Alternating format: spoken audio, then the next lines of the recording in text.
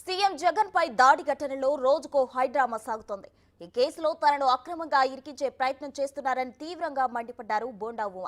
ఈ కేసులో మైనర్ను తప్పుడు కేసులో ఇరికించి లోపల పెట్టారని ఆరోపించారు. రిమాండ్లో ఉన్న వేముల సతీష్ తల్లిదండ్రులను అక్రమంగా నిర్బంధించారని బోండా ఉమ ఫైర్ అయ్యారు. దీనిపై సిబిఐ విచారణ చేయాలని డిమాండ్ చేశారు ఆయన. దాడి మీద వాస్తవాలు తెలియాలంటే సిబిఐ ఎంక్వైరీ రాయండి.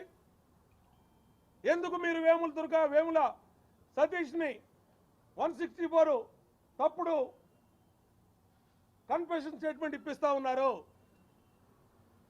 ఎందుకు వాళ్ళ అమ్మా నాన్నని చిత్రహింసలు పెట్టారు? వేముల దుర్గారావుని 6 రోజుల నుంచి ఎందుకు రిమాండ్కి జడ్జి గారి ముందు పెట్టకుండా ఎందుకు మీరు అతని చిత్రహింసలు పెడుతున్నారు? ఆయన తాలూకా 5 ఆడవాళ్ళని ఈ రోజు కూడా ఈ నిమిషానికి కూడా చిత్రహింసలు పెడుతూ వాళ్ళని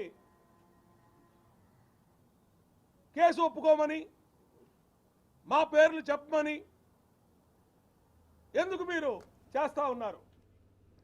డీజీపీ, సిపి, ఏసీపీ అంతా సిండికేట్ గా ఏర్పడి టీడీపీ అభ్యర్థులపై వేధింపులకు కుట్ర పన్నారని ఆరోపించారు బోండా ఉమ. నేరగాడి చేతిలో కీలుబొమ్మల పోలీసులు మారిపోవడం దుర్మార్గ చర్యగా అభిప్రాయపడ్డారు. తమ పేర్లు చెప్పాలని మహిళలను చిత్రహింసలకు గురిచేస్తున్నారని ఆగ్రహం వ్యక్తం చేశారు. డీజీపీ, సిపి, ఏసీపీలు అందరూ ఒక సిండికేట్ గా ఏర్పడి ఈ పోలీస్ సిండికేట్ గా ఏర్పడి Telugudesam party nomination MLA contested క్యాండిడేట్లను వేధిస్తానికి కుట్ర పన్నారనంటే ఇంతకన్నా దుర్మార్గం ఉందా అని అడుగుతా ఉన్నా. సిగ్గుతో చచ్చిపోవాలి మీరు ఐపీఎస్లు. మీరు ఉన్నతమైన చదువులు చదువుకొని కష్టపడి ఐపీఎస్లు అయ్యి ఇవాళ ఒక నేరగాడి చేతిలో కీలుబొమ్మలుగా మారిపోయారంటే ఇంతకన్నా దుర్మార్గం ఉందా? మీ చొక్కాల మీద ఉన్నటువంటి ఐపీఎస్ సిగ్గుతో తల వంచుకుంటుంది.